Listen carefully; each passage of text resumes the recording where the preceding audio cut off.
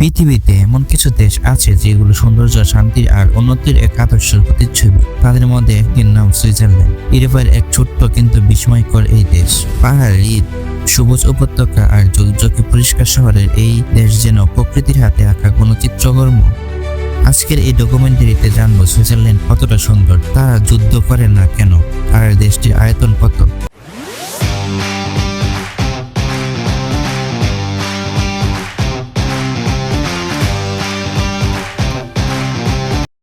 Switzerland বলতে চোখের সামনে ভেসে ওঠে বরফে ঢাকা আল্পস পর্বতমালার রঙিন গ্রাম, শান্ত হ্রদ আর পরিচ্ছন্ন শহর। দেশটির অন্যতম আকর্ষণ লুসার্ন, জেনেভা ও ইন্টারলাকেন, যেখানকার প্রাকৃতিক দৃশ্য যে কেউ মুগ্ধ করে। বিশ্ববিখ্যাত মাটারহর্ন পর্বত বা লেক। জেনেভা যেন প্রকৃতির নিঃশব্দ কবিতা।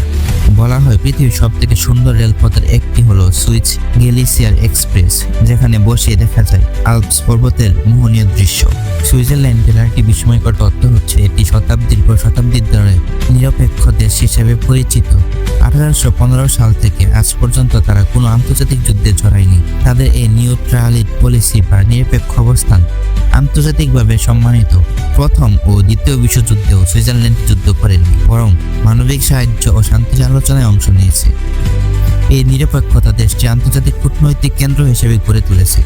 জাতিসংঘের একটি বড় অফিস, রেড ক্রসের সদর দপ্তর সবই রয়েছে সুইজারল্যান্ডে। তাদের শিক্ষা, গণতন্ত্র ও নাগরিক স্বাধীনতা যুদ্ধের চেয়ে আলোচনাকে গুরুত্ব দেয়। এখানকার মানুষ শান্তিপ্রিয়, নিয়মানুবর্তী এবং পরিবেশ বান্ধব। এটাই দেশটির মূল শক্তি। সুইজারল্যান্ডের মোট আয়তন প্রায় 41,285 বর্গ কিলোমিটার, যা বাংলাদেশের একটি বিভাগের সমান। তবে এই ছোট্ট দেশটি শিক্ষা, স্বাস্থ্য, নিরাপত্তা, পরিবেশ সংরক্ষণ এবং মানবাধিকার চর্চায় বিশ্বসেরা। দেশটিতে প্রায় 89 লাখ মানুষ বসবাস হলেও জীবনমান অত্যন্ত উন্নত। এখানে 4টি সরকারি ভাষা রয়েছে: জার্মান, ফার্সি, ইতালিয়ান এবং রোমান্স। আর্থিকভাবে দেশটি খুবই সমৃদ্ধ। সুইস ব্যাংক ও ঘড়ি শিল্প বিশ্ববিখ্যাতই। সুইজারল্যান্ড শুধু একটি দেশ নয়, এটি একটি দর্শন, একটি শান্তির প্রতীক, একটি প্রাকৃতিক আশ্চর্য। যে দেশ শান্তির পথ বেছে নিয়েছে, বিশ্বে সম্মান করেছে সেই দেশ আমাদের শেখায় প্রকৃতি আর শান্তি একসাথে বসবাস করতে পারে।